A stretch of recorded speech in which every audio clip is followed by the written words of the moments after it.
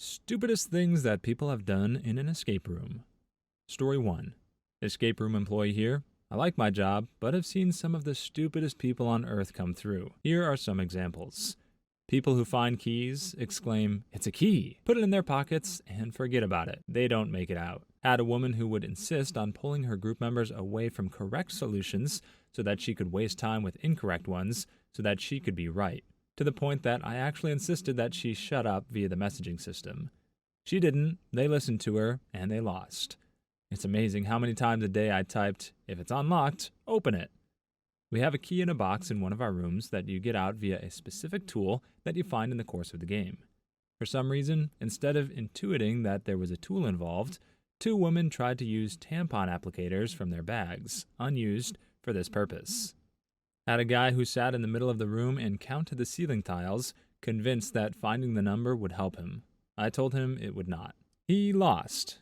There's a room that necessitates putting an actual puzzle together. It's a 50-piece puzzle. It's the first clue. A child could easily do it. Took one couple 40 minutes. They looked for nothing else. Despite being urged, they did nothing else. They just worked on the puzzle. They lost. Oh, there are so many. Story 2. Oh boy, in my story, the stupid customer is my husband and me. We've done a handful of escape rooms before, in larger groups and also just the two of us, and we're decent, but not great, but not bad. So we decided to do one in Montreal. When we showed up, the guy working there really hyped up the room, saying that it has a 5% solve rate. It's the hardest room they have across all locations, etc. I think that really got into our heads, because we epically failed. We did not solve a single freaking clue. We ran around the room like chickens with our heads cut off, making wild guesses, and yep, bickering like an old married couple. We are in our late 20s. We had 2 hints and had to ask for both of them through a scratchy walkie-talkie, but we couldn't understand the hint, so we had to ask them to repeat it multiple times. It was so freaking embarrassing to see the time run out and realize we had utterly and completely failed. Then, to make it worse, we sat through the employee explaining the whole darn thing and realized just how little progress we made. To be fair, the room was completely ridiculous, and truly not designed for just 2 people. But still, I think if we had figured out at least one hint, we wouldn't have been so humiliated. Regardless of the fact they told you it had a 5% solve rate, they really should have made it clear if 2 people weren't enough to solve it. The problem with escape rooms is that some places think making it hard is the same as making it good. If the puzzles aren't at least somewhat intuitive, then they aren't good puzzles. They should be challenging enough that you feel a sense of accomplishment for solving them, but they also shouldn't be ridiculous. Poorly designed puzzles are how you wind up with guys thinking that something like the number of ceiling tiles might be important. I'm not saying that was the case with that actual guy, but it sounds like there was no straightforward logic in the puzzle this OP is describing. She and her husband weren't stupid, they just got ripped off by poor game design. Story 3. There was a very pregnant lady in the group. We asked her if she was at risk of going into labor at any time, but she said she was fine. We let her in. The entire group was getting upset because they weren't doing well. They were in the hardest room we have. It's always a big deal if you make it out. They kept asking me for the code they needed to escape, and I had to keep telling them I couldn't say what it was. They had to discover it. So pregnant lady took out the water bottle she had, turned around so she wasn't facing the camera, and poured some on the floor. She screamed that her water broke, and I needed to tell her the code so they could get out and go to the hospital. I guess she forgot we have cameras in several places in the room, and we saw exactly what she did. So I went into the room myself and explained that she was free to leave. I would just escort her out, and the rest of the team could continue. She really thought that by having her water break, that was a free pass to get the escape code. Story 4. I have both hosted games and managed escape rooms. I have seen it all. People who cheat and bring in tools, people who physically break objects and play dumb when confronted, yelling matches, people on drugs, but the worst are the bad parents. The dumbest people were always the dads or moms of large families who took over the games from their children and didn't let them play or ignored them. Sometimes kids were just left unsupervised while mom and dad played alone. Guess they couldn't get a babysitter. But most of the time, some really smart kids could see things the adults did not, and sure enough, mom and dad ignored their input and got stuck overthinking everything. It was so satisfying to go in after they had lost and tell the parents they should have listened to the kids. The smiles from the kids made it so worth it, and the parents couldn't do anything but pout. Story 5. We played through this demonic-themed escape room, and the guy running it would speak as the voice of Vade through the PA system. He'd give us hints when we asked for them, and would narrate story bits when appropriate. At one point, there's a little fountain that pours out holy water. There's a little bottle to collect the holy water, but they only trigger the fountain enough for us to get a little holy water in the bottle. Then we're supposed to figure out we need to drip some holy water into a small hole in a box. Instead, we tried dousing the holy water on just about everything else in the room. Nothing's working. Then my girlfriend's brother says, "Oh, maybe we have to drink it," and he chugs the rest of the holy water. The voice of Vade jumps in and says, "Do not waste the holy water." This right here is the best kind of escape room. A lot of escape rooms are given backstories, but it seems to mostly just be the horror-themed ones for some reason that actually maintain a sense of story while you're playing the game. And it leads to funny moments like this, when the person leading the game has to give you a hint or chastise you for doing something silly without breaking their character. Honestly, even if the brother might have been a bit boneheaded for thinking that drinking the water could possibly impact the game in any way whatsoever, he probably improved the experience just by sparking that reaction from the game master. That guy can play on my team any day. Story 6. There's a few things that people have done that baffle me. I discovered that a guest had peed on a prop bed in one of the rooms. They didn't tell me, they just left it for me to find when I was resetting the room. And not a little oops spot, no, they let the floodgates open. In that same room, there's a pillow on that bed that's filled with beans. A lady thought there might have been a clue in there, so she emptied out the entire contents of that pillow onto the floor. The floor, guys. Before each game, I tell people that there isn't anything in the ceiling and to please not remove the ceiling tiles.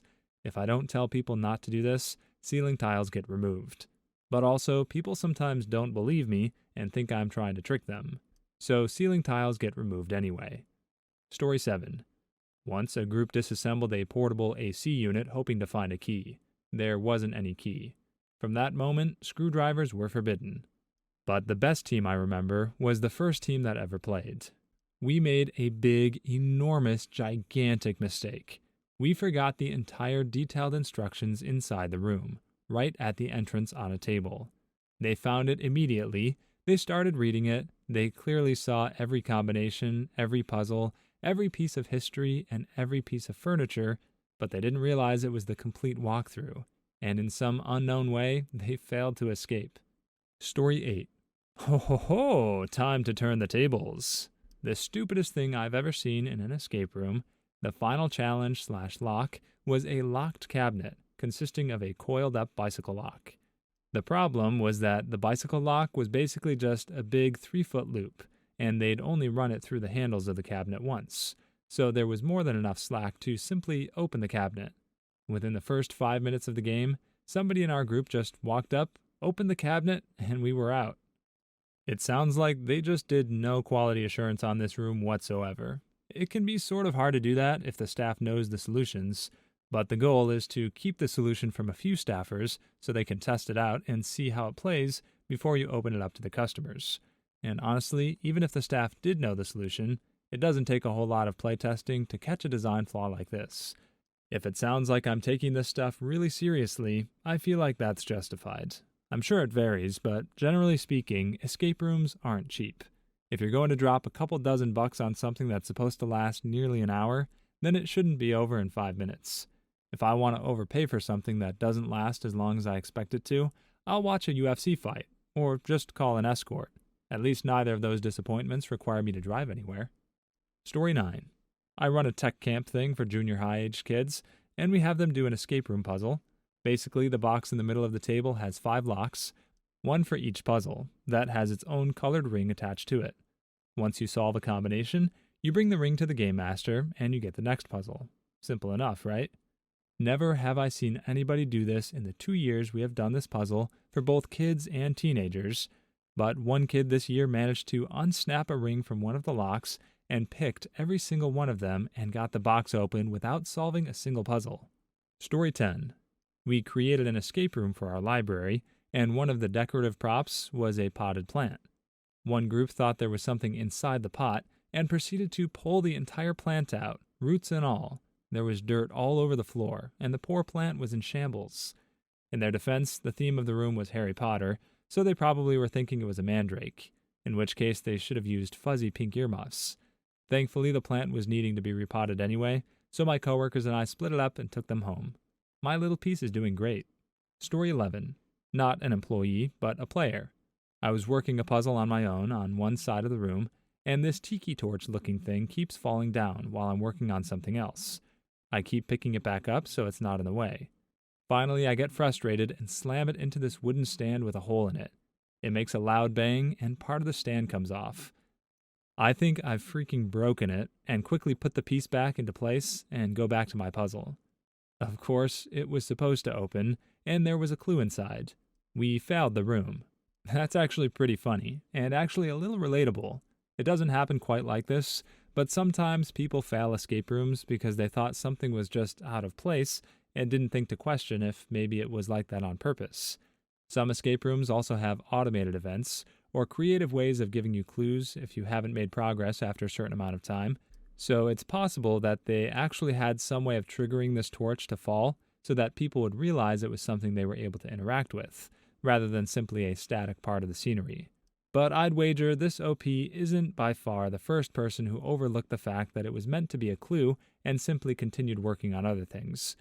It's a little bit debatable, but this might be another one where the game design is more to blame than the OP. Story 12. Not an employee, but I often ask employees about any odd rules they have. This one room, part of the goal was to identify the murderer.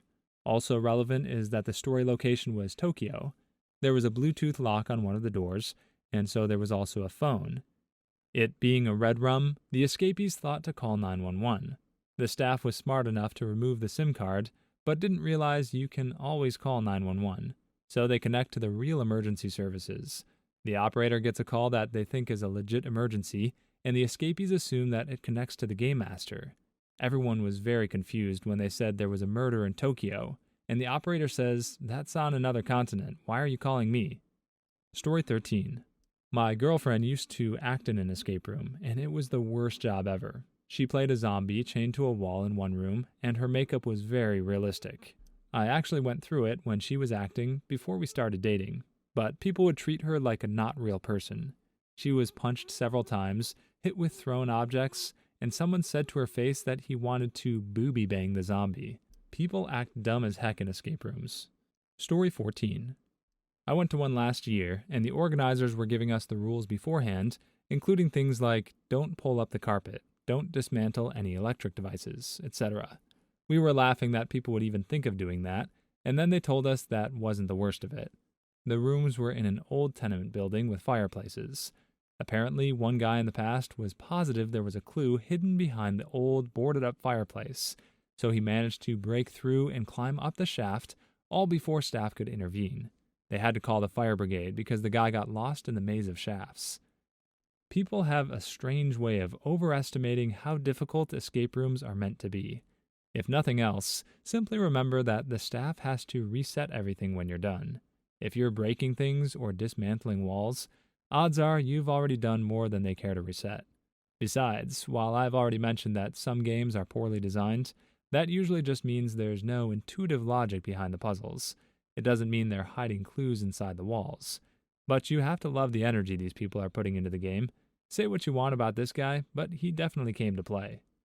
Story 15. My friend runs a place with 4 escape rooms. One guy got frustrated in the last chamber and just started messing with wall panels, assuming they were all hidden doors. He ended up pushing one and finding that it seemed to have a little bit of give to it. It was definitely not a hidden door. He went straight through it and put a very large hole in the wall. My friend and I had plans that night, and he flaked on me because he had to fix the wall. F the guy that broke through it. Story 16. Workday zombie-themed escape room with a haunted house where you had to find the cure before your time ran out and you became a zombie. One part of the haunted house is a locker room type deal, and you have to walk through the stalls to open up into the room itself.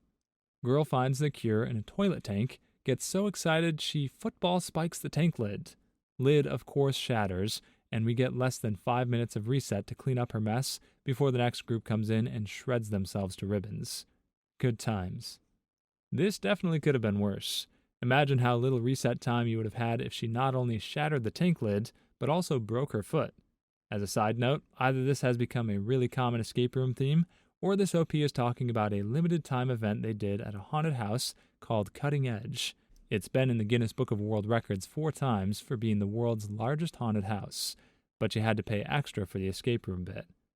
I have no idea if they do this every year, but if you're a fan of both escape rooms and haunted houses, it's worth a road trip to check it out. Story 17. Not an employee, but went as a group. One of the guys in my group only had one hand. The other ends halfway from his elbow to his wrist. The scenario starts with everyone being handcuffed to a bench. Obviously, he couldn't be completely handcuffed, so while everyone else was solving how to get out of the handcuffs, he used his nub to solve other portions he could reach, such as a locked desk. Story 18. Not an escape room employee, but I have friends who are. The best story I ever heard was of a group who were chained to a radiator in a saw-like fashion. Instead of getting the key to the cuffs, the group disassembled the radiator somehow. They hit the emergency button 15 minutes later, saying that the water is running awfully high. Story 19. Obligatory not an employee, but many months ago my friends and I did an escape room. It was a King Arthur-style room, and at one point you get a sword by lining up a group of statues. You were supposed to stick the sword in this device in the center of the room. However, we were having so much fun swinging it around, we didn't realize that. That's one thing about escape rooms. Sometimes the props they use to build up the theme are so much fun to play with that it's easy to get distracted. But I wouldn't really call that dumb. You're at this thing to have fun with your friends. If you manage to have a good time, then you've gotten your money's worth, regardless of whether you make it out. Some people seem to get really competitive about these things. An escape room is not an IQ test. You will not prove how smart you are by winning a game. In fact, it sounds like the people who tried to prove their intelligence in some of these stories were the ones who ruined it for everybody else. It's not that serious. Just kick back, challenge your brain a little bit, and try not to tear the place apart. Being competitive about it is only going to rob you and your team of a fun experience. Click on one of the videos you see on the screen now, or a Karen will sue you.